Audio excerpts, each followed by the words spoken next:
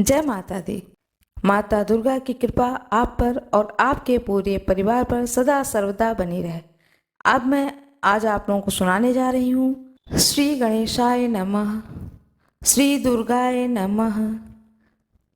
अथ श्री दुर्गा सप्तशती द्वादशो अध्यायः। देवी चरित्रों के पाठ का महात्म्य। ध्यानम।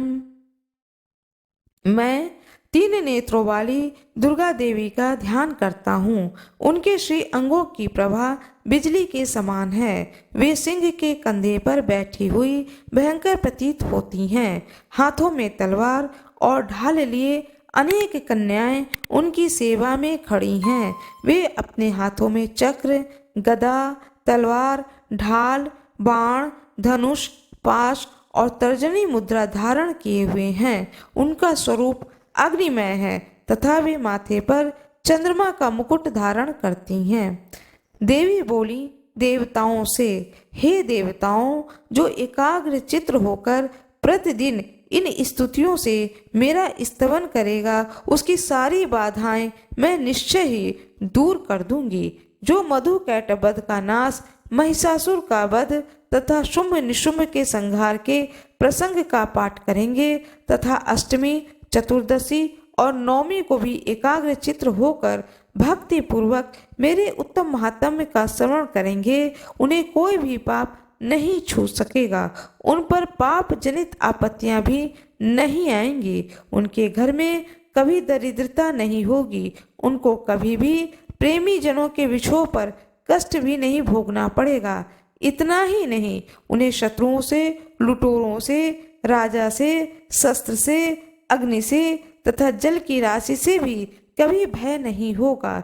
इसलिए सबको एकाग्र चित्र होकर भक्ति पूर्वक मेरे इस महात्म्य को सदा पढ़ना और सुनना चाहिए। यह परम कल्याणकारक है। मेरा महात्म्य महामारी जनित समस्त उपद्रवों तथा आध्यात्मिक आदि तीनों प्रकार के उत्पातों को शांत करने वाला है।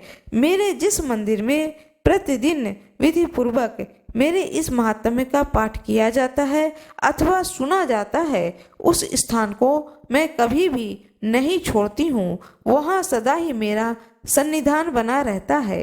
बलिदान, पूजा, होम तथा महोत्सव के अवसरों पर मेरे इस चरित्र का पूरा पूरा पाठ और श्रवण करना चाहिए। ऐसा करने पर मनुष्य विधि को जानकर या बिना जाने भी मेरे लिए जो बलि, पूजा या होम आदि करेगा, उसे मैं बड़ी प्रसन्नता के साथ ग्रहण करूंगी। शरद काल में जो वार्षिक महापूजा की जाती है, उस अवसर पर जो मेरे इस महात्म्य को भक्ति पूर्वक सुनेगा, वह मनुष्य मेरे प्रसाद से सब बाधाओं से मुक्त तथा धन्य धान्य एवं पुत्र से संपन्न होगा। इसमें तनिक भी संदेह नहीं है। मेरे इस महात्म्य में मेरे प्रादुर्भाव की सुंदर कथा तथा युद्ध में किए गए मेरे पराक्रम सुनने से मनुष्य निर्भय हो जाता है और मेरे महात्म्य का श्रवण करने वाले पुरुषों के शत्रु नष्ट हो जाते हैं। उन्हें कल्याण की प्राप्ति होती है तथा उनका कुल आनंदित रहता है। सर्वत्र शांति। कर्म में बुरे स्वप्न दिखाई देने पर तथा ग्रह जनित भयंकर पीड़ा उपस्थित होने पर मेरा महात्म्य श्रवण करना चाहिए। इससे सब विघ्न तथा भयंकर ग्रह पीड़ाएं शांत हो जाती हैं और मनुष्यों द्वारा देखा हुआ दुःस्वप्न शुभ स्वप्न में परिवर्तित हो जाता है। बाल ग्रहों से आक्रांत हुए बालकों के लिए यह महात्म्य शांति कारक है तथा मनुष्यों के संगठन में फूट होने पर यह अच्छी प्रकार मित्रता कराने वाला होता है। यह महात्म्य समस्त दुराचारियों के बल का नाश करने वाला है। इसके महापाठ मात्र के सुनने से राक्षसों, भूतों और पिशाचों का नाश हो जाता है। मेरा यह सब महात्म्य मेरे समर्प्य को प्राप्त कराने वाला है।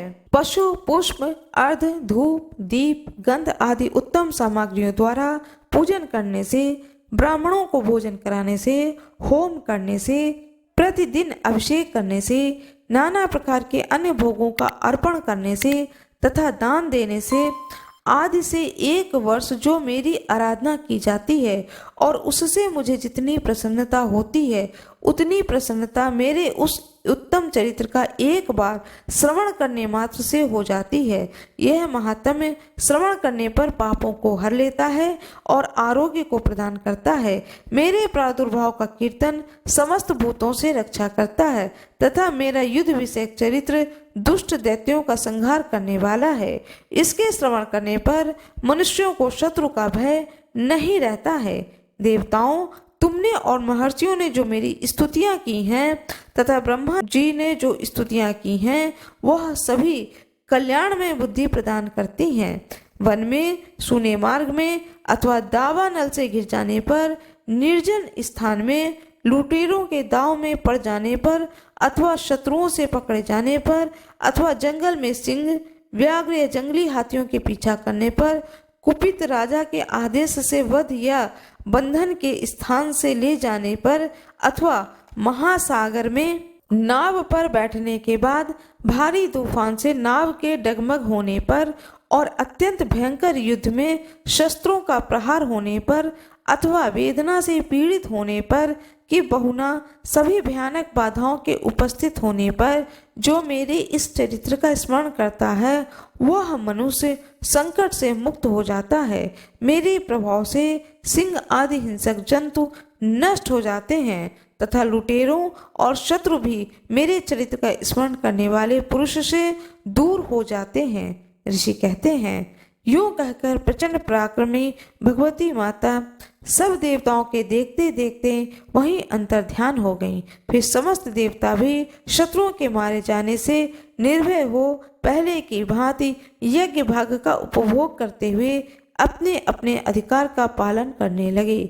संहार का विध्वंस करने वाले महाभयंकर अतुल पराक्रमी देव शत्रु शुंभ तथा महाबली निशुंभ के युद्ध में देवी द्वारा मारे जाने पर शेष दैत्य पाताल लोक में चले आए।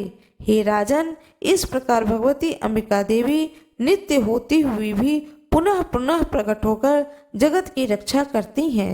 वे इस प्रकार विश्व को मोहित करती हैं, वे ही जगत को जन्म देती हैं तथा वे ही प्रार्थना करने पर संतुष्ट हो विज्ञान एवं समृद्धि को प्रदान करती हैं। हे राजन, महाप्रलय के समय महामारी का स्वरूप धारण करने वाली वे महाकाली ही इस समस्त महाब्रह्मांडों में व्याप्त हैं। वे ही समय समय पर महामारी होती हैं और वे ही स्वयं अजन्मा होती हुई सृष्टि के रूप में प्रकट होती हैं। वे सनातनी देवी ही समय अनुसार संपूर्ण भूतों की रक्षा करती हैं। मनुष्यों के अभ्युदय के समान वे ही घर में लक्ष्मी के रूप में स्थित होती हैं और उन्नति प्रदान करती हैं और वे ही अभाव के समय दरिद्रता बनकर विनाश का कारण होती हैं। धूप, पुष्प और गंध आदि से पूजा करके उनकी स्तुति करने पर वे धन, पुत्र, धार्मिक बुद्धि तथा उत्तम गति को प्रदान करती हैं। इस प्रकार श्री मार्कंडेय पुराण में सावणी मनवंतर की कथा के अंतर्गत देवी महात्म्य में फल स्तुति नामक 12वां अध्याय पूर्ण हुआ। माँ दुर्गा की जय हो, माँ काली की जय हो, माँ अंबिका की जय हो।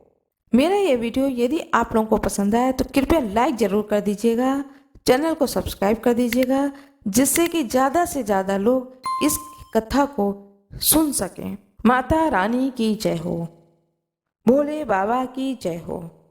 मेरा ये वीडियो यदि आपको पसंद आए तो कृपया लाइक जरूर करिएगा। श्री गणेशाय नमः, श्री दुर्गाय नमः। अथ श्री दुर्गा सप्तशती त्रयोदशो अध्यायः। सूरत और वैश्य को देवी का वरदान। माँ दुर्गा का ध्यान। जो उदय काल के सूर्य मंडल की सी कांति को धारण करने वाली हैं, जिनकी 4 भुजाएं हैं और 3 नेत्र हैं और जो अपने हाथों में पाश, अंकुश, वर एवं अभय की मुद्रा को धारण किए रहती हैं, उन शिवा देवी को मैं ध्यान करता हूँ। ऋषि कहते हैं, हे राजन, इस प्रकार मैंने तुमसे देवी के उत्तम महात्म्य का वर्णन किया है। जो इस जगत को धारण करती हैं, उन देवी का ऐसा ही प्रभाव है। वे ही विद्या, ज्ञान उत्पन्न करती हैं और भगवान विष्णु की महामाया स्वरूपा उन भगवती के द्वारा ही तुम ये वैश्य तथा अन्य अन्य विवेक की जन मोहित होते हैं, मोहित हुए हैं तथा आगे भी मोहित होंगे। हे महाराज, तुम उन्हीं परमेश्वरी की शरण में जाओ। आराधना करने पर ही मनुष्य को भोग, स्वर्ग तथा मोक्ष को प्रदान करती हैं। मार्कंडेय ऋषि कहते हैं, क्रोष्टकी जी मेधा मुनि के ये वचन सुन करके राजा सूरथ ने उत्तम व्रत का पालन करने वाले उन महाभाग्य महर्षियों को प्रणाम किया। वे अत्यंत ममता और राज्य अपहरण से बहुत खिन्न हो चुके थे।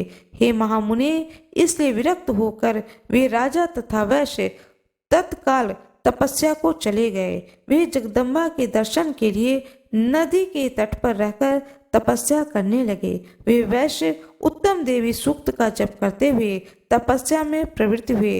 वे दोनों नदी के तट पर देवी की मिट्टी की मूर्ति बनाकर पुष्प, धूप और हवन आदि के द्वारा उनकी आराधना करने लगे। उन्होंने पहले तो आहार को धीरे धीरे कम किया, फिर बिल्कुल निराहार रहकर देवी में ही मन लगाए एकाग्रता पूर्वक उनका चिंतन आरंभ कर दिया। वे दोनों अपने शक्ति के रक्त से प्रोक्षित बलि को देते हुए लगातार 3 वर्ष तक संयम पूर्वक आराधना करते रहे। इस पर प्रसन्न होकर जगत को धारण करने वाली माँ चंडी देवी ने प्रत्यक्ष दर्शन देकर कहा। माँ देवी बोली, हे राजन, अपना कुल को आनंद करने वाली, हे वैश्य, तुम दोनों जिन वस्तुओं की अभिलाषा रखते हो वह मुझसे मांगो, मैं संतुष्ट हूँ, अतः तुम्हें यह सब कुछ दूंगी। मार्कंडेय जी कहते हैं, तब राजा ने दूसरे जन्म में नष्ट न होने वाला राज्य मांगा तथा इस जन्म में भी शत्रुओं की सेना को बलपूर्वक नष्ट करके पुनः अपना राज्य प्राप्त कर लेने का वरदान मांगा। वैश्व का चित्त संसार की ओर से खिन्न एवं विरक्त हो चुका था, अतः वे बड़े बुद्धिमान थे। अतः उस समय उन्होंने तो ममता और अहंता रूप आसक्ति का नाश करने वाले ज्ञान को मांगा। तब देवी ने कहा, हे राजन, थोड़े ही दिनों में शत्रुओं को मारकर तुम अपने राज्य को प्राप्त कर लोगे। अब वहां तुम्हारा राज्य स्थिर रहेगा। फिर मृत्यु के पश्चात तुम भगवान विवस्वान सूर्य के अंश के रूप में जन्म लेकर इस पृथ्वी पर सावर्णी के मनु नाम से विख्यात होगे। हे वैश्यवर, तुमने भी जिस वर को मुझसे प्राप्त करने की इच्छा की है उसे देती हूँ। तुम्हें मोक्ष के लिए ज्ञान प्राप्त होगा। मार्कंडेय जी कहते हैं, इस प्रकार उन दोनों को मनोवांछित वरदान देकर तथा उनके द्वारा भक्ति पूर्वक अपनी स्तुति को सुनकर देवी अंबिका का तत्काल अंतर्ध्यान हो गई। इस तरह देवी से वरदान पाकर क्षत्रियों में श्रेष्ठ सूरथ सूर्य से जन्म ले सावर्णी नामक मनु होंगे। इस प्रकार श्री मार्कंडेय पुराण में सावर्णिक मनवंतर की कथा के अंतर्गत देवी महात्म्य में सूरत और वैश्य को वरदान देने वाला 13वां अध्याय पूर्ण हुआ। माँ दुर्गा की जय हो, माँ काली की जय हो, माँ भगवती अंबिका देवी की जय हो। जो कोई भी इन 13 अध्यायों को भक्ति पूर्वक इन पाठों को, कथाओं को श्रवण करेगा, 9 दिन में माता रानी उस पर कृपा अवश्य करेंगी, उसकी मनोकामनाओं को अवश्य पूर्ण करेंगी। कृपया मेरे वीडियो को लाइक कर दीजिएगा, चैनल को सब्सक्राइब कर दीजिएगा, बेल आइकन दबाना ना भूलिएगा। जब आप लोग चैनल को लाइक करेंगे तो इससे और भी अन्य लोग इस कथा को श्रवण करेंगे। 9 दिनों में माता दुर्गा की जो यह सप्तशती की कथा है, इसे एक बार तो अवश्य सुनना चाहिए। जो व्रत को धारण करते हैं उन्हें भी सुनना चाहिए और जो व्रत को धारण नहीं करते हैं वह भी सुने। तब भी सुनने मात्र से भी उन पर माता रानी प्रसन्न होती हैं। और यदि एक दिन में 2 बार इस कथा को श्रवण करें तो इससे और भी लाभ होते हैं।